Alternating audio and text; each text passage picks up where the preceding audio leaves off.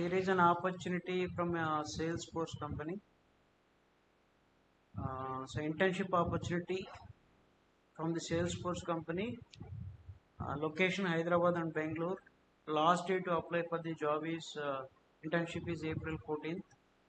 So you can apply. And 2027 batch pass out students are only eligible for this job for internship. So you can see the details here. So to get the best experience, please consider apply for a maximum of 3 roles within 12 months to ensure you are not duplicate efforts. So this is fixed term and temporary. Internship opportunities software engineer class of 2027. So they have mentioned very clearly eligibility criteria: enrolled in university or college, working in BTech, working towards BTech computer science, information technology and circuit branching, graduate in 2027.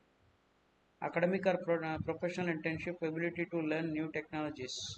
Desired skills వచ్చేసి experience in programming languages Java, C, Python, and knowledge of web development HTML, CSS, Java, React JS, Angular JS, coursework in SQL, relational database concepts.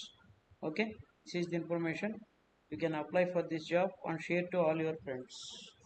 Thank you. Our link is provided in description box.